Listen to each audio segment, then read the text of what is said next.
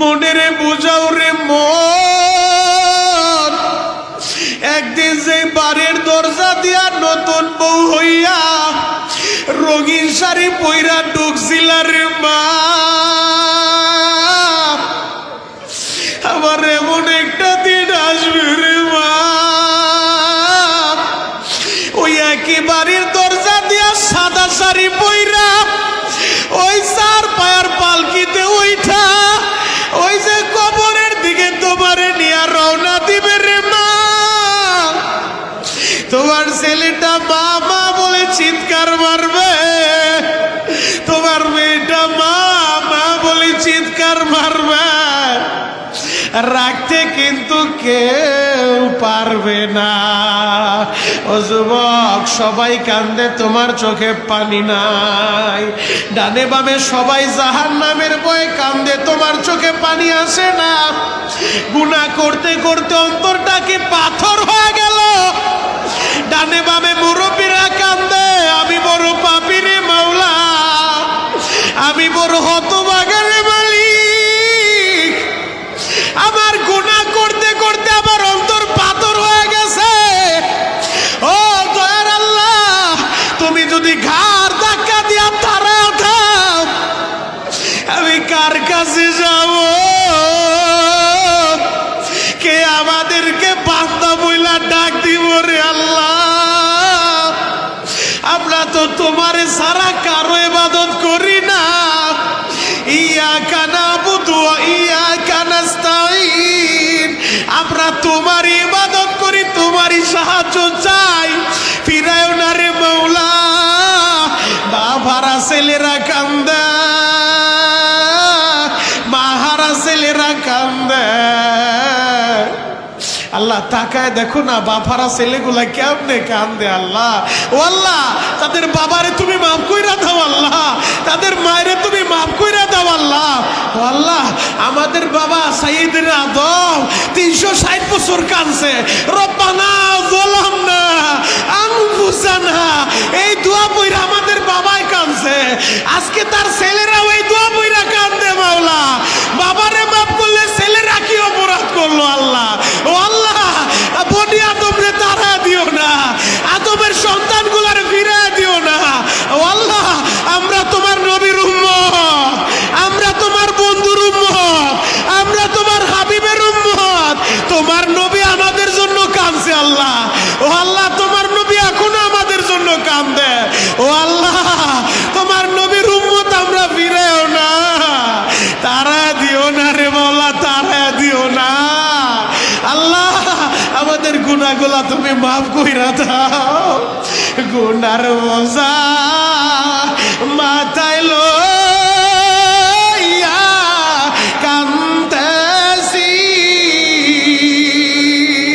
গুনার বোঝা মাথায় নিয়া কান্দেছি। ইয়া আল্লাহ তাকা দেখো, ইয়া আল্লাহ তাকা দেখো। আল্লাহ, আমাদের সবাইরে তোমার কোলে টাইনা লও। আল্লাহ, রহমতের কোলে টাইনা লও। আল্লাহ, আমাদের রহমতের কোলে টাইনা লও। আল্লাহ, তুমি ঘাড় ধাক্কা দিলে আমাদের কেউ ফিরাইতে পারবো না, আমাদের ঘাড় ধাক্কা দিও না আল্লাহ। আল্লাহ, গুনাহ করছি, স্বীকার করলাম আল্লাহ, আমাদের মতো পাপী পৃথিবীতে কেউ নাই, আমাদের মতো গুনাহগার কেউ নাই আল্লাহ। জমিনের উপরে আমরাই সবচেয়ে বড় গুনাহগার আল্লাহ, জমিনের উপরে আমরাই সবচেয়ে বড় পাপী আল্লাহ। ফিরা দিও না আল্লাহ, আমাদের গুনাহগুলো মাফ করে দাও আল্লাহ। আমাদের মা বাবারে মাফ করো আল্লাহ। এতিমদের চোখের পানি কেমনে ফিরাইবা? তোমার কত চোখের পানি দরকার আল্লাহ। এই সুবাদার দিকে তাকায় দেখো মাওলা, এরা চিৎকার মাইরা মাইরা কাঁদতেছে আল্লাহ। আল্লাহ, এই নাবালেক বাচ্চাগুলা, ওরা জান্নাত জাহান্নামের কি বুঝে? এই বাচ্চাগুলা কান্দে মাওলা। আল্লাহ, 5-6 বছরের বাচ্চারা কান্দে, 10 বছরের বাচ্চাগুলা কান্দে আল্লাহ। তালিবুল ইলমরা কান্দে, হাফেজে কোরআনেরা কান্দে আল্লাহ। আল্লাহ, হাজিরা কান্দে আল্লাহ, যেই হাজিদের হাত দুইটা তোমার ঘরে লাগছে আল্লাহ, ও আল্লাহ এই হাজিদের দিকে তাকায় আমাদের মাফ কইরা দাও আল্লাহ, নাবালেকদের দিকে তাকায় মাফ কইরা দাও আল্লাহ, হাফেজদের দিকে তাকায় মাফ কইরা দাও আল্লাহ, দাড়ি পাকা মুরব্বীদের দিকে তাকায় মাফ কইরা দাও আল্লাহ। ও আল্লাহ এই সুবাদটা পূর্ব পাড়া সবাইরে কবুল করে নাও আল্লাহ, মা বোনদেরকে মাফ করে দাও, মা বোনদেরকে আবেদা সলেহা বানায় দাও, বাসা বাড়িতে বইসা আবার মা বোনেরাও কান্দে। আমি জানি না কোন মায়ের মনে কি ব্যথা রে মা, হয়তো অনেক মা স্বামী হারাইছে, অনেক মা সন্তান হারায় কান্দে, হয়তো অনেক মা সন্তান হয় না কান্দে রে আল্লাহ, যাদের সন্তান হয় না একটা নেককার সন্তান দিয়া দাও আল্লাহ। অনেক ভাইয়ের ব্যবসার অবস্থা ভালো না রে আল্লাহ, আমার ভাইদের ব্যবসার অবস্থা ভালো করে দাও, ব্যবসায়ীদের ব্যবসায় বরকত দিয়া দাও আল্লাহ, যারা কৃষি ফসল করে ফসলে বরকত দিয়া দাও। বাংলাদেশের বিভিন্ন প্রান্ত থেকে আমার কাছে দোয়া চাইছে, আমার প্রবাসী ভাইরা দোয়া চাইছে রে মালিক, প্রবাসী ভাইদের কবুল করে নাও। সিঙ্গাপুর থেকে, মালয়েশিয়া থেকে, সৌদি থেকে, আমেরিকা থেকে যারাই দোয়া চাইছে এদের সবাইরে তুমি কবুল করে নাও রব্বুল আলামিন। একজন রেও ফিরা দিও না, একজন রেও তারা দিও না রে মাওলা। আল্লাহ এদের বাড়ি ঘরে আগুন লাগে নাই, এদের দোকানে আগুন লাগে নাই, এরপরে ওরা চিৎকার মাইরা মাইরা কান্দে, আল্লাহ কবুল করে নাও। সবাই আল্লাহরে ডাক দেন, আল্লাহ আরো জোরে ডাক দাও, ডাক দাও, ডাকতে থাকো আল্লাহ। নিজের হাতে বান্দা তুমি মাওলা বানায়া, কেমনে দিবা জাহান্নামে ফালায়া, আল্লাহ তুমি কবুল করো সুবাদাবাসী রে,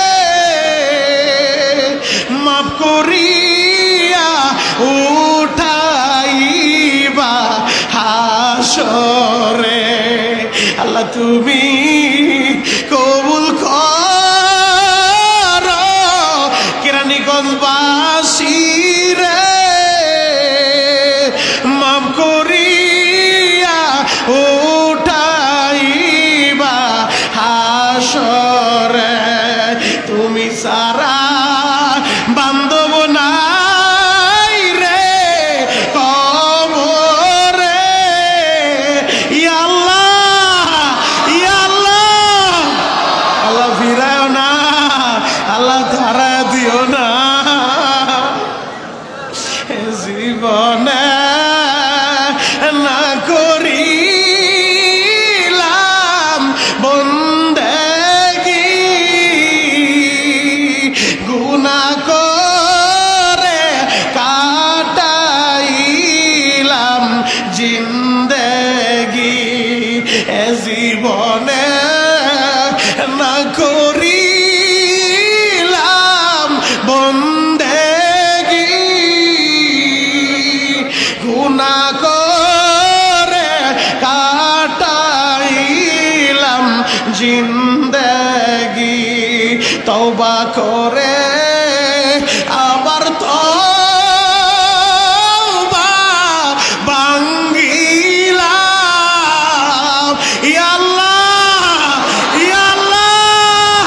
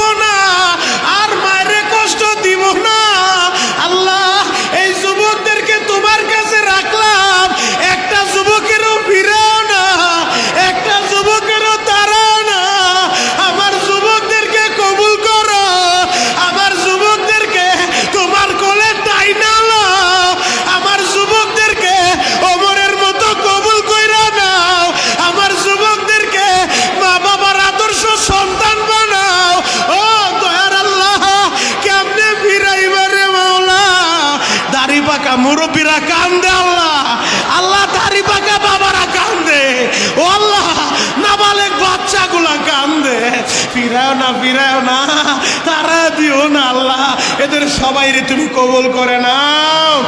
গত বছর একসাথেই হয়তো মসজিদে এসেছিলেন, আজকে খবর নিয়ে দেখেন অনেকে দুনিয়ায় নাই, হিসাব নিয়ে দেখেন, খবর নিয়ে দেখেন, আপনার জোরের বন্ধু জোরের ভাই আজকে দুনিয়ায় বাইচা নাই। গত বছর ছিল, এবছর নাই।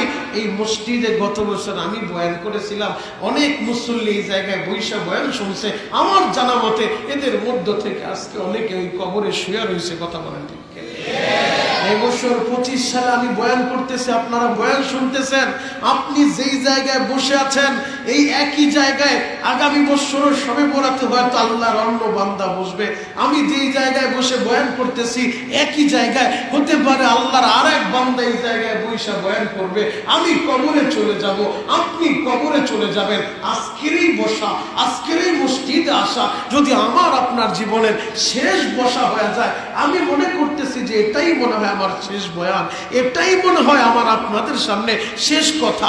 আপনিও যদি ধারণা করেন যে আজকের বসা আমার জীবনের শেষ বসা, আজকের দোয়া আমার জীবনের শেষ দোয়া, এই নিয়ত কইরা আপনারা দিলটারে প্রস্তুত করেন, মাওলা হে জীবনে বহুত অন্যায় আর অপরাধ করছি, আজকে যেহেতু লাইলাতুল বরাতে আমার মসজিদে নিয়ে আসছো, আল্লাহ আমার জীবনের মুখটা ঘুরা, আমার জীবনের সব গুনাহ মাফ কইরা আমারে তোমার দামি বান্দা বানায় নাও। চিৎকার করে বলেন আমিন। আল্লাহ তুমি যেহেতু আজকের রাত্রে অগণিত অসংখ্য জাহান্নামের আসামিরে মাফ কইরা দিবা।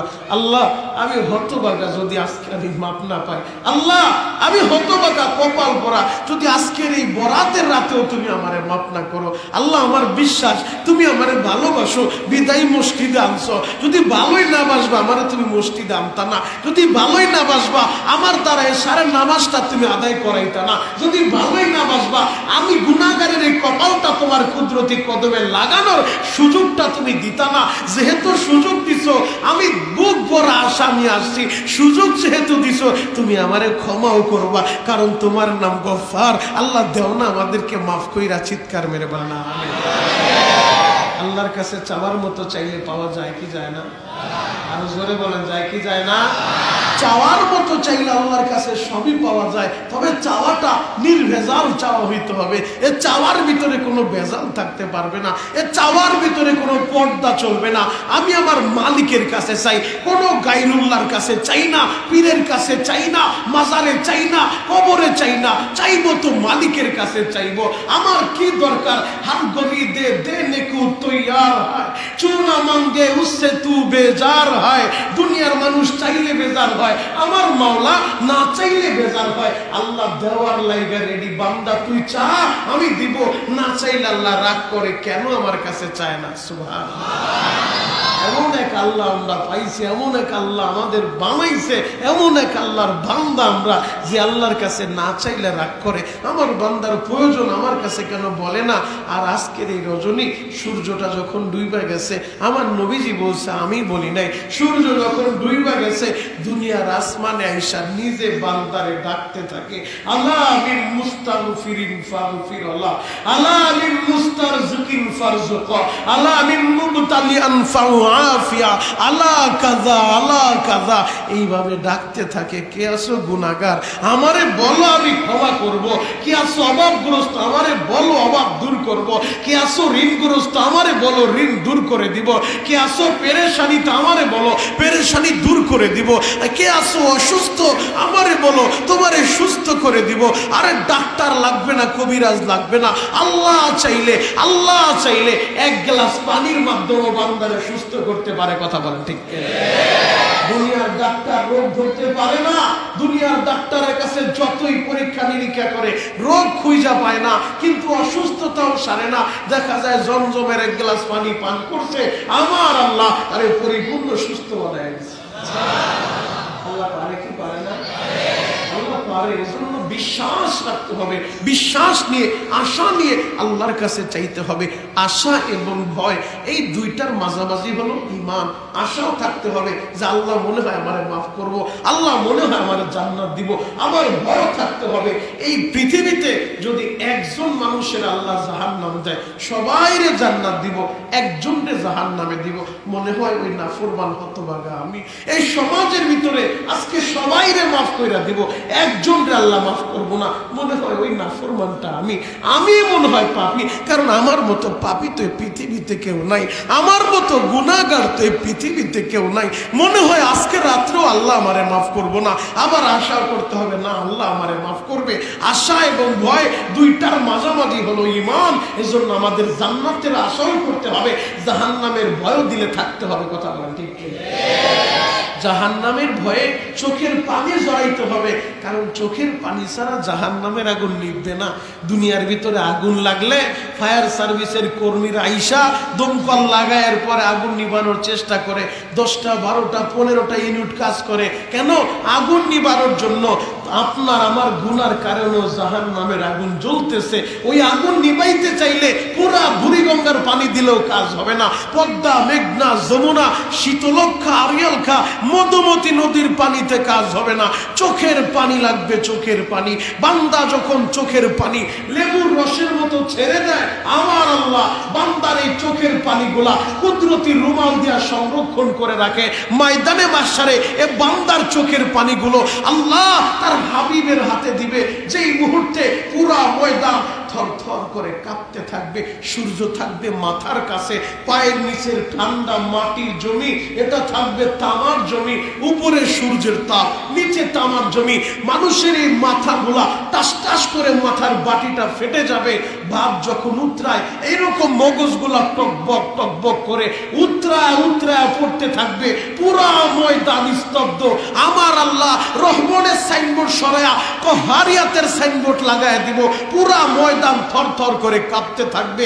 এই দৃশ্যটা দেখা বাবা আদম সিজদায় পড়ে চিৎকার মারতে থাকবে, ইয়া রাব নফসি নফসি, আল্লাহ আমারে বাঁচাও, আমারে বাঁচাও, আল্লাহ তুমি ছাড়া আমার কেউ নাই। আদমে সানি যাকে বলা হয়, নূহ নবী, সেও বলবে ইয়া রাব নফসি নফসি, আল্লাহ আমারে বাঁচাও, আজকে আমারে বাঁচাও। সমস্ত নবীরা, আরে নবীরা উম্মতের খবরই নাই। উম্মত কোথায় আর নবীরা কোথায়? সবাই একটা জিকির করবে, পীর কোথায় আর মুরিদেরা কোথায়? আজকে যারা পীরের হাতে হাত দিয়ে অনেকে ভাবে আমার পীর আমারে জান্নাতে নিয়ে যাইবো, আরে পীরেরই তো খবর থাকবে না। পীর বলবে ইয়া রাব নফসি নফসি, আমারে বাঁচাও, আমারে বাঁচাও। কোথায় পীর আর কোথায় মুরিদ? কোথায় উম্মত আর কোথায় নবীরা? কোথায় নেতারা আর কোথায় কর্মীরা? সবাই সবাইরে বুইলা একটা জিকির করবে, আল্লাহ আজকে আমারে বাঁচাও, আমারে বাঁচাও। সব নবীরা যখন একটা জিকির করবে, ময়দানে মাশারে একটা দরুদি পাওয়া যাবে, ভিন্ন একটা সুর মাকামে মাহমুদে সিজদায় পড়ে বলবে রব্বি হাবলি উম্মতি উম্মতি উম্মতি, আল্লাহ আমার আদরের উম্মত গুলারে মাফ কর। আল্লাহ তখন বলবে হাবিব আমার আর কাঁদবেন না, জীবন ভর এই উম্মতের লাইগা কাঁদছেন। এখনো পর্যন্ত সোনার মদিনায় সবুজ গম্বুজের নিচে শুয়া এই উম্মতের জন্য কাঁদে, ময়দানে মাহশারেও কাঁদবে। আল্লাহ বলবে ইরফা ইয়া মুহাম্মদ, হাবিব আমার মাথাটা উঁচু করেন, ইশফা তুশাফা, আজকে সুপারিশ করবেন। যার জন্য আপনি সুপারিশ করবেন আমি আল্লাহ সাথে সাথে তারে মাফ করে জান্নাত দিয়ে দেব। ওই মুহূর্তে ময়দানে মাহশারের নবী আমার তাকায় দেখবে, আল্লাহ তাকায় দেখেন জাহান্নাম যেইভাবে আসতেছে গুরিম গুরিম আওয়াজ দিয়া। ওই একদিকে জাহান্নামের আওয়াজ, অপরদিকে সূর্যের তাপ, তামার জমি। আল্লাহ কহারিয়াতের রূপ ধারণ করছে। পুরা ময়দানের অবস্থাটা কেমন একটা বার চিন্তা করে দেখেন, কল্পনাও করা যায় না, এত ভয়াবহ অবস্থা। ওই অবস্থায় কয়দিন দাঁড়ায় থাকবেন? 1 মাস 2 মাস? না না না, খামসিনা আলফাসানা, 50,000 বছর ওই অবস্থায় দাঁড়ায় থাকতে হবে। নবী বলবে আল্লাহ ওই দিকে জাহান্নামের বিকট আওয়াজ, জাহান্নাম যেভাবে আসতেছে আমার উম্মত রসগুলারে তো গিলে ফেলবে।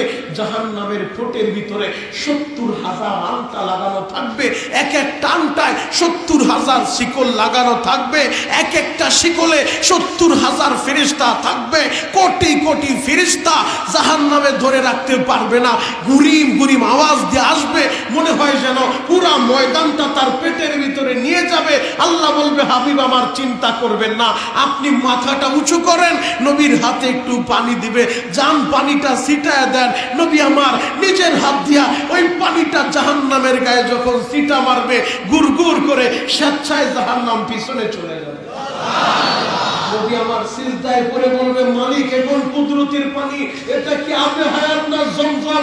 আল্লাহ বলবেন, না না, এটা আবে হায়াত না, জমজমের পানিও না। তাহলে কিসের পানি দিলেন? যেই জাহান্নাম রে কোটি কোটি ফেরেশতা ধইরা রাখতে পারে না, শিকল লাগাও মানাইতে পারে না, সামান্য পানি ছিটা লাগলো, স্বেচ্ছায় চইলা গেল। আল্লাহ বলবে, হাবিব আমার এই পানিগুলা আপনার গুনাহগার উম্মতের চোখের পানি। আমার বান্দারা যখন গুনাহ করছে, আবার এই জাহান্নামের ভয়ে আমার সামনে দাঁড়ায় হিসাব দেওয়া লাগবে, এই ভয়ে চোখের গরম পানি ছেড়ে দিছে। হাবিব আমার, আমি আল্লাহ তাদের চোখের পানিগুলা কুদরতি রুমাল দিয়া সংরক্ষণ করছি, আজকে চোখের পানি দিয়া জাহান্নামের আগুন নিভাবো। এজন্য বলবো, যুবক ভাইরা, দাড়ি পাকা আব্বাজানেরা, ও আমার কলিজার টুকরা যুবক বন্ধুরা, চোখের পানি লাগবে, চোখের পানি। মনটারে দিলটারে প্রস্তুত করেন। গুনার বোঝা নিয়ে আজকের মসজিদে আসছি।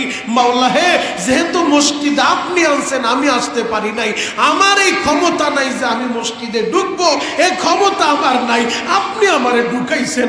আল্লাহ, আপনি যেহেতু মসজিদে নিয়ে আসছেন, আমার গুনাহ এই জায়গায় আইনা পবিত্র কইরা আমারে পুত পবিত্র বানা এরপরে বাসায় ফিরাইবেন ইনশাআল্লাহ। ইনশাআল্লাহ আশা করা যায় আল্লাহ মাফ করবে, ইনশাআল্লাহ আশা রাখতে হবে। মুহতারাম হাজিরিন, তাহলে আল্লাহর কাছে আজকের এই রাত্রে ক্ষমা চাইতে হবে, কারণ আজকের এই রাতে আমার আল্লাহ অগণিত অসংখ্য জাহান্নামের আসামিরে মাফ করে দিবে।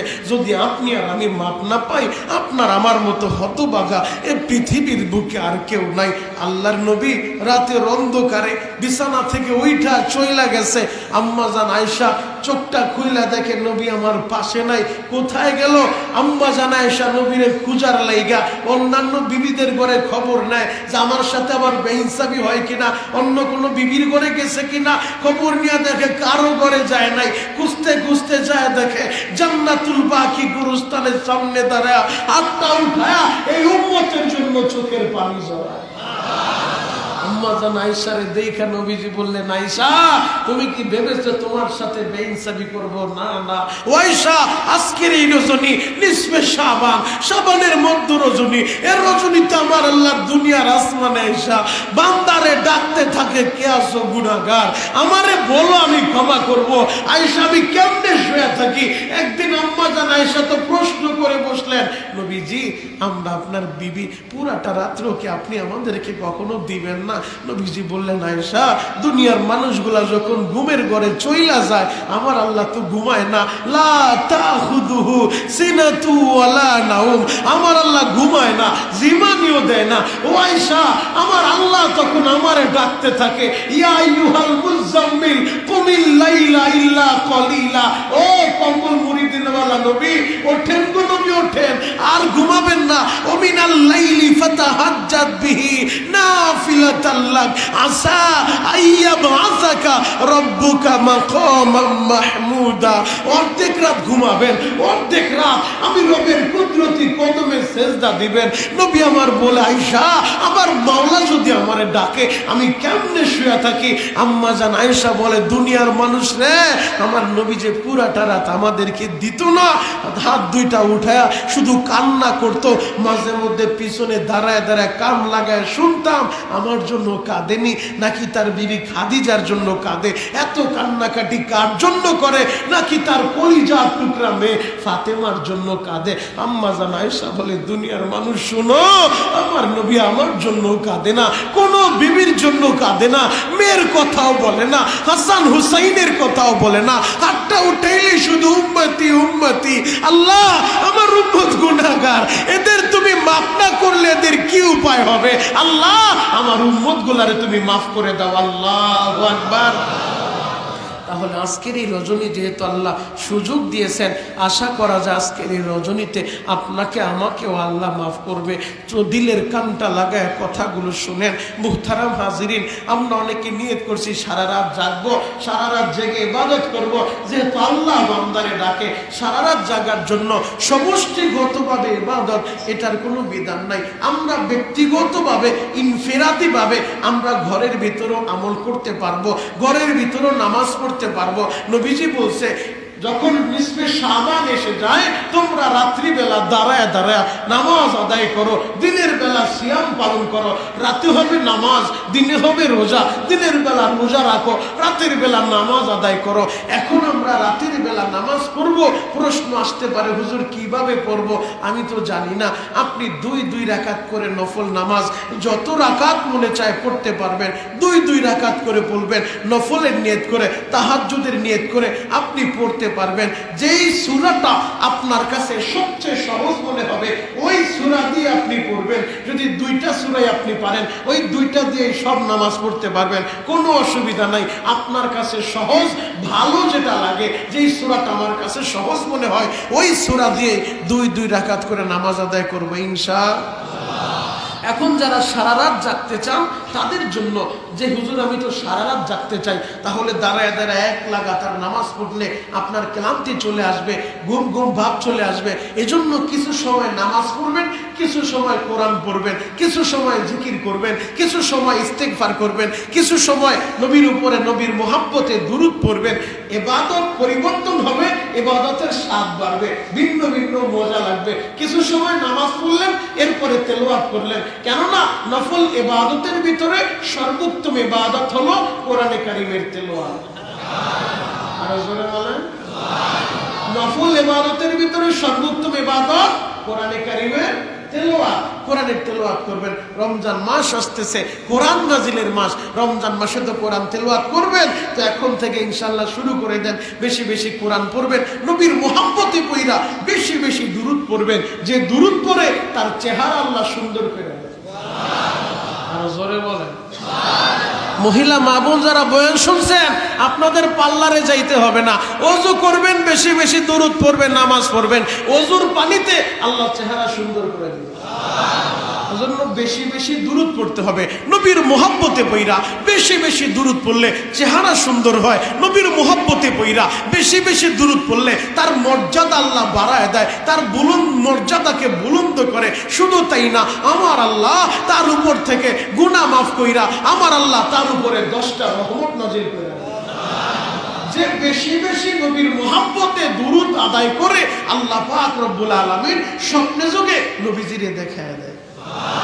আর একবার যে ইমানের হালতে নবীর স্বপ্ন দেখবে, আমার আল্লাহ তার জন্য জাহান্নামের আগুন হারাম করে দিল। আরো জোরে বলেন। তাহলে নবীর মুহাব্বতে দুরূদের দরকার আছে না নাই? আরো জোরে বলেন, আছে না নাই? ভাই অনেক বাইরে আসছে, জায়গা হচ্ছে না, একটু কষ্ট করে আপনি একটু সামনে কাছাকাছি আসেন, একটু কাছাকাছি আসেন। মাশাআল্লাহ, একটু কাছাকাছি চলে আসেন। আমার ভাইদেরকে একটু বসার সুযোগ করে দেন। আল্লাহর অনেক বান্দারা আসছে, জায়গা হচ্ছে না, আরো আল্লাহর বান্দারা আসতেছে। মাশাআল্লাহ, আল্লাহ কবুল করেন। একটু কাছাকাছি চলে আসেন। বাম পাশে জায়গা আছে ভাই, আপনারা চাইলে বাম পাশে ঢুকতে পারেন। সবাই মেহেরবানি করে বসে পড়ি, আমরা কাছাকাছি চলে আসি সবাই। মাশাআল্লাহ, কারো সামনে জায়গা খালি থাকবেন। আল্লাহ কবুল করেন। সকলে বলেন আমিন। আরো জোরে বলেন আমিন। মুহাব্বতে ভালোবাসা আল্লাহর একটা ডাক দেন, ইয়া আল্লাহ। আরো জোরে ডাক দেন, ইয়া আল্লাহ। হে যুবক ভাইরা, হাজী সাহেব বাবাজিরা ডানে বামে নজর নাই, এক নজরে তাকায় থাকেন গো বাবা। আজকের এই রজনী গুনাহ মাফের রজনী, আজকের এই রজনী ভাগ্য রজনী। আমার আল্লাহর কাছে চাওয়ার মতো চাইতে হবে। আমার আল্লাহ চাইলে আমাদের ভাগ্যের পরিবর্তন ঘটায় দিবে। কথা বলেন ঠিক কিনা? আগামী 1 বছর আপনি কি খাবেন, আপনার রিজিকের বাজেট আজকে পাস হবে। আজকে বাজেট পাশের দিবস, আল্লাহর কাছে বাজেটটা পাস করায় নেবেন। আগামী 1 বছর আদম সন্তান কারা কারা দুনিয়া থেকে বিদায় নিয়ে কবরে যাবে, তাদের নামের তালিকাটা আজকে বাজেট পাস হবে। জানি না আজকের ওই তালিকায় কার নামটা যেন ঢুইকা যাবে, যে আগামী 1 বছর ওই বান্দার ভিতরে দুনিয়া থেকে চইলা যাবে। দুনিয়ার ভিতরে যত আদম সন্তান আসবে তাদের একটা নামের তালিকা, তাদের একটা লিস্ট আমার আল্লাহ আজকের এই বাজেটে পাস করবে। মুহতারাম হাজরিন, এজন্য আল্লাহর কাছে চোখের পানি দেয়া বলবেন, মাওলা হে, যদি এই বছর আজকের এই বসা আমার জীবনের শেষ বসা হয়ে যায়, এবছরের শবে বরাত আমার জীবনের শেষ শবে বরাত যদি হয়ে যায়, আল্লাহ আজকে আপনি আমারে গুনাহ নিয়ে বাড়িতে ফিরায়েন না।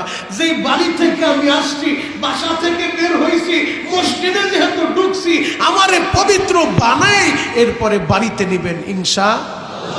ইনশাআল্লাহ।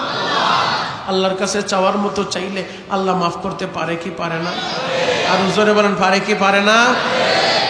গুনাহগার বান্দার ডাকটা আমার আল্লাহ কত বেশি পছন্দ করে, কত তাড়াতাড়ি কবুল করে। জ্বলন্ত একটা প্রমাণ আপনাদেরকে আমি দিব। গুনাহগার বান্দার ডাক আল্লাহ ফিরায় না, গুনাহগার বান্দার ডাক আল্লাহ তাড়াতাড়ি কবুল করে। কেন? এটা আমার হারানো বান্দা। হারানো বান্দা যদি আমার রাস্তায় ফিরে আসে, জীবনের ইউটার্নটা ঘুরায় নেয়। যুবক ভাইরা, 20 বছর 30 বছর চইলা গেছে, 40 বছর চইলা গেছে, এই উম্মত গড় হায়াত পাবে 60 থেকে 70 বছর। নবীজি বলছে আমার উম্মতের গড় হায়াত হলো 60 থেকে 70 বছর। যাদের 50 বছর কাইটা গেছে, হিসাব মিলায় নেন, জীবনের 50 বছর তো চইলেই গেল, 60 বছর তো চইলেই গেল, 30 বছর তো চইলেই গেল। গড় হায়াত পাইলে তো অর্ধেক আমার শেষ হয়ে গেছে। গড় হায়াত পাইলেও 4 ভাগ 3 ভাগের 2 ভাগ চইলা গেছে।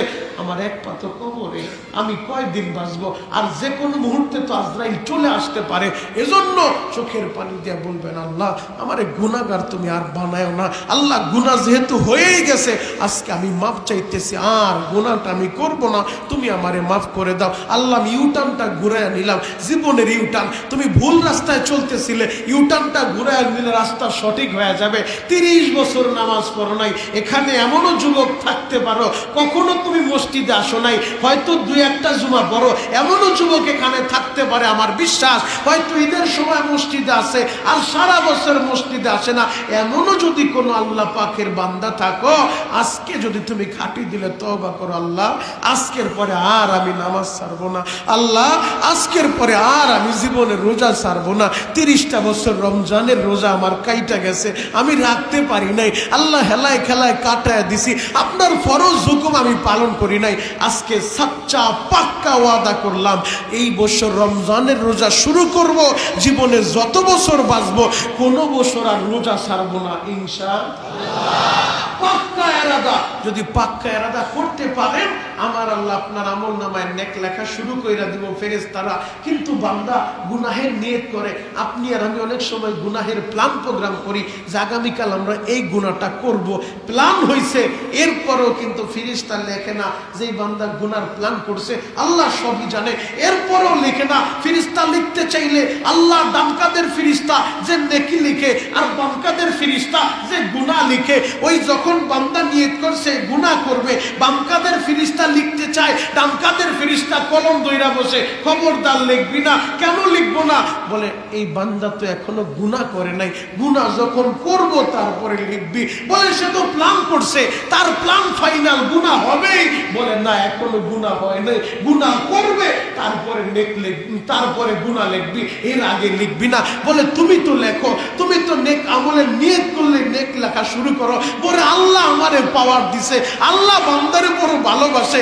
বান্দা নেক আমলের নিয়ত করতে দেরি, সওয়াব লিখতে দেরি করে না। এজন্য নবী হাদিসের ভিতরে বুখারীতে প্রথম হাদিস আনছে, ইন্নামাল আমালু বিন্নিয়াত। ইমাম বুখারী নবীর এই হাদিসটা বুখারীর প্রথম উল্লেখ করছে। কেন?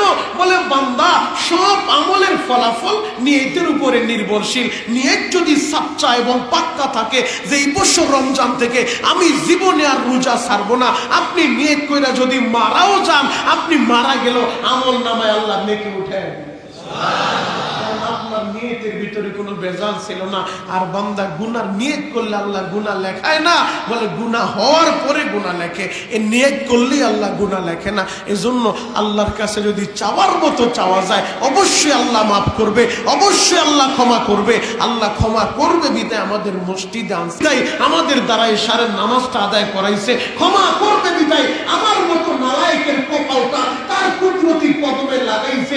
আরে আমার চাইতে ভালো মানুষ, আমার চাইতে দামি মানুষ, আমার চাইতে বহু বুদ্ধিজীবী সমাজের চিপায় চাপায় ঘুরতেছে, ওরা মসজিদে আসতে পারে নাই কেন? ওরা আল্লাহ কবুল করে নাই। ও বুদ্ধি থাকতে পারে, বুদ্ধি থাকলে ওর বুদ্ধি ওর মসজিদে আনতে পারে নাই। ওর বুদ্ধি থাকলেও ওর বুদ্ধি আল্লাহর কদম কুদরতি কদমে ওর কপালটা লাগানোর সুযোগ আল্লাহ দেয় নাই। ওর ক্ষমতা আছে, শক্তি আছে, যৌবন আছে, কিন্তু ওর শক্তি ওরে কষ্ট কইরা হাতায় মসজিদে আনে নাই। আমারে তুমি আনছো, তুমি যেহেতু আনছো আমারে মাফ কইরাই বাড়িতে নিবা ইনশাআল্লাহ। ইনশাআল্লাহ। গুনাহগার বান্দার ডাক আল্লাহ কত তাড়াতাড়ি কবুল করে, এটাই আপনাদেরকে আমি বুঝাইতে চাইছিলাম। জ্বলন্ত একটা প্রমাণ আপনাদের সামনে আমি তুলে ধরবো যে আল্লাহ পাক গুনাহগারের ডাক কত তাড়াতাড়ি কবুল করে। হযরত ওমর, যার নাম আপনারা সবাই শুনছেন, যে ওমর সম্পর্কে নবীজি বলছেন ওয়াশাদহুম ফি আমরিল্লাহিল ওমর, আমার ওমর হলো আল্লাহর হুকুমের ব্যাপারে কঠোর। ওমর এমন কঠোর, উদাহরণ দিলে আপনাদের বুঝতে আরো সহজ হবে। বদরের যুদ্ধের ময়দান থেকে 70 জন বেঈমানকে বন্দী করছিল মুসলমানরা। 70 জন তো জাহান্নামের আসামি হয়েছে, জাহান্নামের টিকেট ধরে জাহান্নামে পাঠায় দিয়েছে, আর 70 জনকে বন্দী করছে। নবী আমার সাহাবীদেরকে নিয়ে পরামর্শ করলেন, সাহাবীরা আপনারা পরামর্শ দেন বন্দীদের ব্যাপারে, ওদেরকে আমরা কি করব? এক একজন এক এক পরামর্শ। ওমর দাঁড়ায় বলে, নবীজি যাদেরকে আমরা বন্দী করছি এরা তো সবাই আমাদের আত্মীয় স্বজন, কারণ বদরের যুদ্ধটা এমন একটা যুদ্ধ হয়েছে, নবীজি তো আশঙ্কা ছিলেন, কারণ যুদ্ধটা এমন যুদ্ধ, বাপ ছেলের বিরুদ্ধে তরবারি ধরবো, ভাই ভাইয়ের বিরুদ্ধে তরবারি ধরবো, চাচা ভাতিজার বিরুদ্ধে তরবারি ধরবো, বন্ধু বন্ধুর বিরুদ্ধে তরবারি ধরবো। একই মায়ের পেটের দুইটা সন্তান, আপন দুইটা ভাই, এক ভাই ঈমান আনছে আর এক ভাই আবু জাহেলের পক্ষে, এক ভাই নবীর পক্ষে, এক ভাই আবু জাহেলের পক্ষে, ভাই ভাইয়ের বিরুদ্ধে তরবারি ধরবো। এজন্য নবী বেশি কেঁদেছিলেন যে আল্লাহ আমি তো আশঙ্কা করতেছি ময়দানে দাঁড়ায় যদি ভাইয়ের চেহারার দিকে তাকায়া, ময়দানে দাঁড়ায় যদি চাচার চেহারার দিকে তাকায়া এরা যদি ভুইলা যায় তাহলে তো মুসলমানের পরাজয় হবে, আর পরাজয় হইলে এ পৃথিবীতে কোনো মুসলমান আর থাকবো না যে আপনার আল্লাহ বইলা ডাক দিব।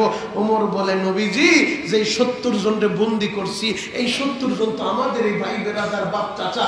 একটা কাজ করেন, যার যে আত্মীয় তার হাতে উঠায় দেন, যার ভাই ভাই হাতে উঠায় দেন, যার চাচা বাতিজার হাতে উঠান, অথবা বাতিজারের চাচার হাতে উঠান, বাবারের সন্তানের হাতে উঠান, যার আত্মীয় তার হাতে দেন, নিজের হাতে সে গলাটা জবাই করে দুনিয়া থেকে বিদায় করে দিবে। কেমন কঠোর দিলের অধিকারী ছিলেন হযরত ওমর। আল্লাহর হুকুমের ব্যাপারে কোনো ছাড় নাই। এ ওমর তো সে ওমর যে ওমর সম্পর্কে নবীজি বলছে আমার পরে যদি কেউ নবী হতো সে হতো হযরত ওমর। যে ওমরের জবানটা এমন জবান, যে ওমরের মুরজি মাফিক, যে ওমরের জবানের কথা অনুযায়ী আমার আল্লাহ পবিত্র কোরআনে বেশ কিছু আয়াত নাজিল করছে। ওমর যেইভাবে বলছে আল্লাহ ওইভাবে আয়াত নাজিল করে নবীরে জানায় দিয়েছে। ওমরের জবানটা এত দামি জবান, সেই ওমর রাস্তা দিয়ে ফজরের নামাজের পরে হাঁটতেছিলেন, হঠাৎ করে মদিনার চৌরাস্তায় একটা সুঠাম দেহের অধিকারী যুবকের চিৎকার দেখা, ওমর কঠিন দিলের মানুষ, সে ওমরের চোখ দিয়েও পানি বের হয়ে গেছে। ওই যুবকের চিৎকার আর আত্মনাদ দেখা ওমর দৌড়ায় যুবকের সামনে যায়, বলে, যুবক কেন তুমি কাঁদো? কান্নার কারণটা কি? যুবক হযরত ওমর রে দেখে বলে, ওমর আমি কেন কাঁদি জানতে চাও? আমি বড় পাপী, আমি বড় অপরাধী, আমি অনেক বড় পাপ করছি। ওমর বলে, কি পাপ করছো আমারে বলো। যুবক বলে, তোমারে বলা যাবে না, কারণ যুবক জানে ওমর আল্লাহর হুকুমের ব্যাপারে কঠোর। ওমর যদি আমার পাপের কথা জানে আমার কল্লা উড়ায় দিব, আমারে দুনিয়া 1 মিনিটও বাঁচায় রাখবো না। ওমরের কাছে যুবক বলে, আপনার কাছে আমি বলবো না, তাহলে কার কাছে বলবা? বলে, আপনি একটু আমারে রহমাতুল লিল আলামিনের কাছে নিয়ে যান, নবীর কাছে নিয়ে যান। আমার নবী তো দয়ার সাগর, আমার নবী দয়ার নবী, উম্মতের দরদি নবী, নবীর কাছে নিয়ে যান, আমি আমার গুনার কথা নবীর কাছেই বলবো। হযরত ওমর যুবকের চোখের পানি দেখা ওমর নাই। ওমর বলল, যুবক ঠিক আছে, তুমি আমার সাথে চলো। এবার যুবকের হাতটা ধইরা ওমর মসজিদে নববীতে নিয়ে গেলেন। মসজিদে নববীতে নিয়া মসজিদে নববীর বাহিরে দাঁড় করাইয়া বলল, তুমি একটু দাঁড়াও, আমি নবীর রুমের ভিতরে যায় দেখি নবী কোন অবস্থায় আছে, নবীর সাথে কথা বলে আসি। ওমর রুমের ভিতরে যাইয়া নবীর সালাম দিয়া নবীর কাছে ঘটনা বললেন। নবী গো, একটা যুবক এমন ভাবে চিৎকার মারে গো নবী, ওই যুবকের কান্না দেখা আমিও সইতে পারি নাই গো নবী। আমার নবী বললেন, ওমর রে, তোমার চোখে যেহেতু পানি আমি বুঝতে পারছি, তাহলে যুবকটারে আমার কাছে নিয়ে আসো। এবার যুবকটারে নবীর কাছে নিয়ে যায়। নবীজি বললেন, যুবক তুমি এইভাবে কান্না করবা না, তুমি কান্নাটা বন্ধ করো, কি হয়েছে বলো। ওই যুবক কান্দে আর বলে, নবী গো, আমি বড় পাপী, আমি বড় অপরাধী নবীজি।